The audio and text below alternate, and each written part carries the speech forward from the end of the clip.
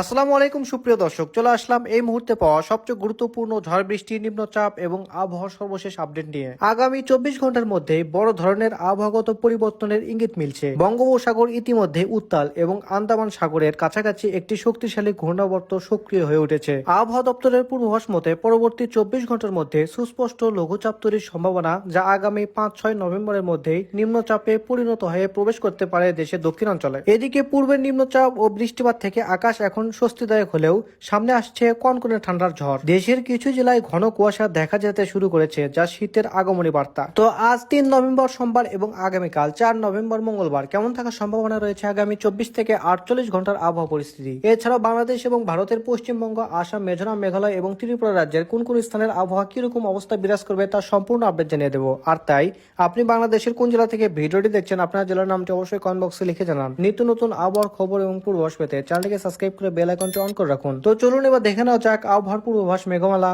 Model রাডারে। প্রিয় দর্শক, চলে আসলাম মেঘমালা মডেল রাডারে। আজ মধ্যরাতে আমরা দেখতে পাচ্ছি বাংলাদেশের রংপুর, রাজশাহী, ঢাকা, এদিকে খুলনা, বরিশাল এই সকল অঞ্চলে আকাশ পরিষ্কার থাকবে। কোথাও কোনো বৃষ্টিপাতের সম্ভাবনা নেই। শুধুমাত্র চট্টগ্রাম বিভাগের কিছু কিছু অঞ্চলে আংশিক মেঘলা আকাশ থাকবে, বৃষ্টির সম্ভাবনা নেই। এদিকে পশ্চিমবঙ্গের সবকটি জেলা আকাশ পরিষ্কার, সেই সাথে ত্রিপুরা রাজ্যেও। এরপর মঙ্গলবার সকাল 6টায় গেলে আমরা দেখতে পাচ্ছি বাংলাদেশের রংপুর বিভাগের এদিকে ঠাকুরগাঁও, পঞ্চগড় এই সকল অঞ্চলে আংশিক মেঘলা আকাশ। সেই সাথে আমরা দেখতে পাচ্ছি সিলেট বিভাগের মৌলভীবাজার, বিশম্বরপুর, এদিকে জগন্নাথপুর, চারখাই, বালাঘাট, কালাউড়া, মৌলভীবাজার, ফেনারবাগ এই সকল অঞ্চলে ভারী মেঘলা আকাশ থাকলেও বৃষ্টিপাতের সম্ভাবনা নেই। এছাড়াও রাজশাহী, ময়মনসিংহ, মেহেরপুর এই সকল অঞ্চলে আংশিক মেঘলা আকাশ থাকবে। এদিকে বাংলাদেশের দক্ষিণাঞ্চলে খুলনা, বরিশাল, কুমিল্লা এই সকল অঞ্চলে আকাশ পরিষ্কার থাকবে।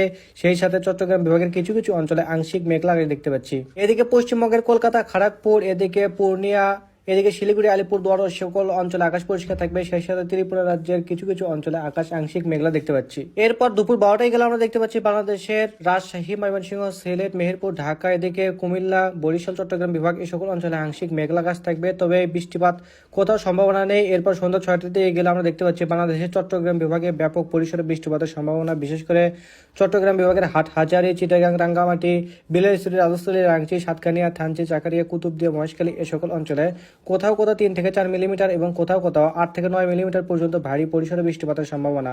সেই সাথে লংদু, মানিকছড়ি, এদিকে আমরা দেখতে পাচ্ছি দীঘিনালা এই সকল অঞ্চলে গুড়ি গুড়ি বৃষ্টিপাতের সম্ভাবনা রয়েছে। এদিকে পশ্চিমবঙ্গের কলকাতা, চন্দ্রনগর, শান্তিপুর, বর্ধমান, আরামবাগ এই সকল অঞ্চলে আংশিক মেঘলা আকাশ থাকবে। সেই সাথে ত্রিপুরা রাজ্যের আমবাসা, আগরতলা, আমারপুর এই সকল অঞ্চলে আকাশ কিন্তু পরিষ্কার থাকবে, কোথাও কোনো বৃষ্টিপাতের সম্ভাবনা দেখতে পাচ্ছি না। এরপর রাত 12টায় গেলে আমরা দেখতে পাচ্ছি বাংলাদেশের দক্ষিণাঞ্চলে কিছু কিছু অঞ্চল অর্থাৎ শ্যানবাগ, মতিরহাট, ভোলা, এদিকে রায়পুর, এদিকে লাকসাম এই সকল অঞ্চলে 4 থেকে 5 মিলিমিটার এবং কোথাও কোথাও গুড়ি গুড়ি বৃষ্টিপাতের সম্ভাবনা থাকবে।